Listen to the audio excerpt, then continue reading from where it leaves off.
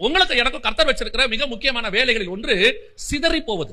சிதறி போனவர்கள் சுவிசேஷத்தை பிரசங்கித்தார்கள். இது சபையினுடைய மிக முக்கியமான வேலை. ஆண்டவருடைய திட்டம் என்ன? ஆரம்பத்திலிருந்து you don't want to stay in one place.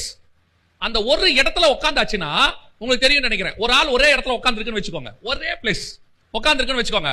உட்கார அந்த ஆளுக்கு என்ன ஆகும்? ஒபிசிட்டி வரும், நல்லா குண்டாகும். ஆனா குண்டா ஆக ஆக வியாதி வர தொடங்கும். அப்புறம் இன்னும் மூவ் ஆகாம ஒரே இடத்துல இருந்துச்சுன்னு வச்சுக்கோங்க, அடுத்து பெட் சோர் வரும். கடைசியில் அந்த சபை செத்தே போகும். நிறைய பேருக்கு அது தெரிய மாட்டேங்குது. சபை மூவபிள், மூவ் ஆகிட்டே இருக்கணும். இங்க இருந்து ஆட்கள் போகிட்டே இருக்கணும். உள்ள வெளியே போக போக உள்ள ஆள் வந்துகிட்டே இருக்கும். சபை ஒரு மேனுஃபேக்சரிங் பிளேஸ் மாதிரி, ஒரு யார்டு மாதிரி. உள்ளுக்குள்ள வரவங்க எப்படி வருவாங்க? அவிசுவாசி விசுவாசியா உள்ள வருவான். விசுவாசி சீஷனாக மாறுவான். சீஷன் ஊழியக்காரனாய் மாறுவான். ஊழியக்காரன் வெளியே போகவான் ஒரு பேட்ச், இன்னொரு பேட்ச் அவிசுவாசி விசுவாசியா உள்ளே வருவான். இது உள்ளே வரவும் இது வெளியே போகவும் கரெக்டா இருக்கும். ஃபேக்டரி வேலை பார்த்துக்கிட்டே இருக்கும்.